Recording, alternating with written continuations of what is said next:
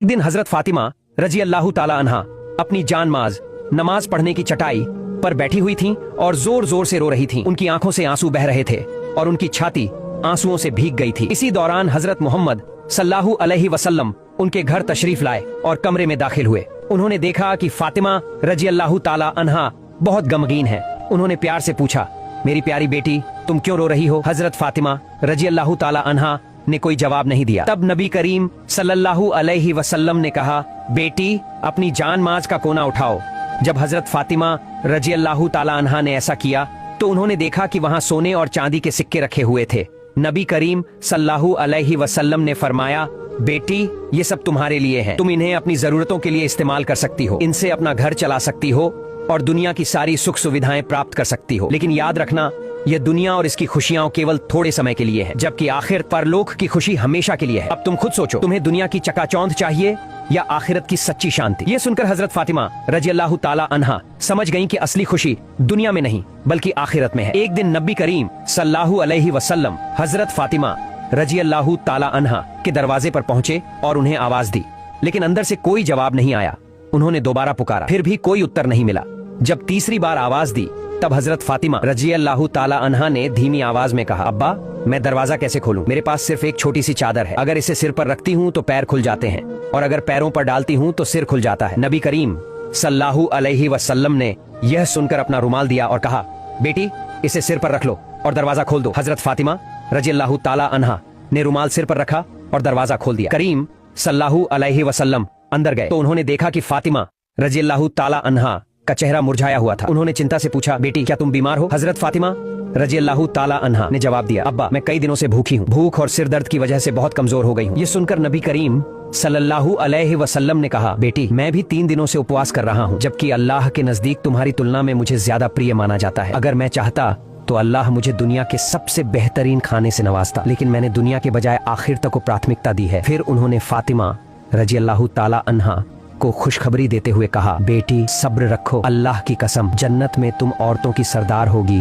और जन्नत की चाबी तुम्हारे हाथ में होगी। यह सुनकर हजरत फातिमा रजी अल्लाह ताला अन्हा को आश्चर्य हुआ और उन्होंने पूछा, अब्बा, फिर बीबी मरियम और बीबी आसिया का क्या होगा? नबी करीम सल्लल्लाहु अलैहि वसल्लम ने जवाब दिया, बीबी मरियम अपने समय की औरतों की सरदार थीं और बीबी आसिया भी अपने समय की औरतों की सरदार थीं, लेकिन तुम फातिमा कयामत तक आने वाली सभी औरतों की सरदार होगी। एक बार हजरत फातिमा रजी अल्लाह ताला अन्हा अपनी यहूदी दोस्त के साथ एक बाग में खड़ी थीं और आपस में बातें कर रही थीं। तभी कुछ लोग आए और उस यहूदी लड़की से कहा, तुम्हारे पिता ने तुम्हें घर बुलाया है। जब वह लड़की अपने घर पहुंची तो उसके पिता ने कहा, बेटी, मैंने तुम्हारे लिए एक अच्छा रिश्ता तय किया है। वह लड़का यहूदी समुदाय के एक अमीर उद्योगपति का बेटा है। क्या तुम इस शादी के लिए तैयार हो? लड़की ने जवाब दिया, अब्बा, मुझे सोचने के लिए एक रात का समय दें, मैं कल आपको अपना उत्तर दूंगी। उसके पिता ने उसे सोचने का समय दिया। लड़की बिना किसी देरी के दौड़कर हजरत फातिमा रजी अल्लाह ताला अन्हा के पास गई। वहाँ पहुंचकर उसने कहा, बहन, हमारी 12 साल की दोस्ती है। इस पूरे समय में तुमने मुझे कभी गलत सलाह नहीं दी। मुझे उम्मीद है कि आज भी तुम मुझे सही सलाह दोगी। मेरे पिता ने मेरे लिए एक लड़का चुना है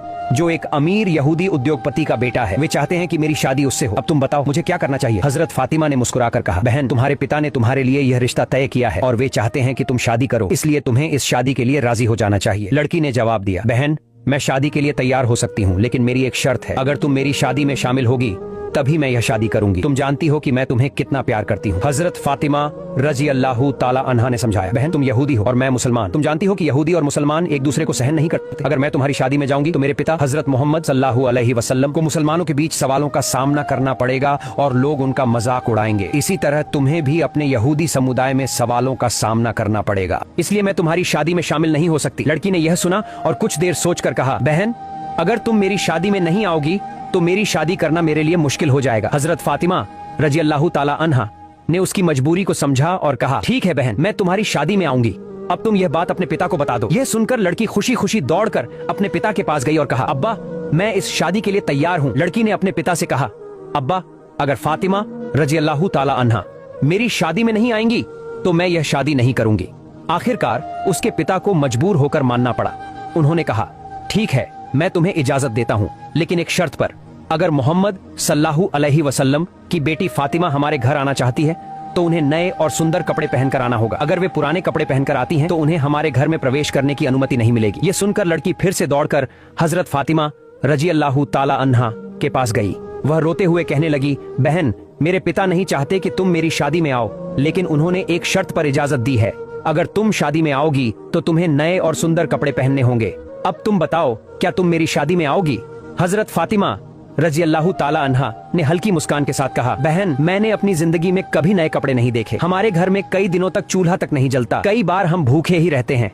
ऐसे में मैं नए कपड़े कहाँ से लाऊं? लड़की ने उत्साह से कहा, अगर तुम बस इतना कह दो कि तुम नए कपड़े पहनकर मेरी शादी में आओगी, तो मुझे विश्वास है कि तुम्हारे सृष्टिकर्ता महान अल्लाह तुम्हारे लिए नए कपड़ों का इंतजाम जरूर करेंगे, क्योंकि मैं जानती हूँ कि तुम्हारा और तुम्हारे रब का रिश्ता बहुत खास है। हजरत फातिमा रजी अल्लाह ताला अन्हा भावुक हो गई और बोली, इंशाअल्लाह मैं तुम्हारी शादी में आऊंगी और दुनिया के सबसे शानदार कपड़े पहनकर आऊंगी। ये सुनकर लड़की खुशी से दौड़कर अपने पिता के पास गई और कहा, अब्बा, फातिमा मेरी शादी में आएंगी और सबसे कीमती कपड़े पहनकर आएंगी। इसके बाद शादी की तारीख तय हो गई। दूसरी ओर हजरत फातिमा रजी अल्लाह ताला अन्हा इस बात को लेकर चिंतित थीं कि आखिर वे नए कपड़े कहां से लाएंगी। शादी का दिन नजदीक आ रहा था और हजरत फातिमा रजी अल्लाह ताला अन्हा चिंतित थीं। उन्होंने अपनी सहेली से वादा किया था कि वे नए कपड़े पहनकर शादी में जाएंगी, लेकिन उनके पास नए कपड़े नहीं थे। ये सोचते हुए उन्होंने अपनी जानमाज बिछाई और नमाज अदा करने लगी। सिजदे में जाकर वे रोने लगी और अल्लाह से दुआ की, हे मेरे परवरदिगार, इस दुनिया में मेरा आपसे गहरा संबंध है जिसे कोई नहीं जानता। महीनों से मैं भूखी रही हूँ, लेकिन कभी भी मैंने आपसे कुछ नहीं मांगा, लेकिन आज मैं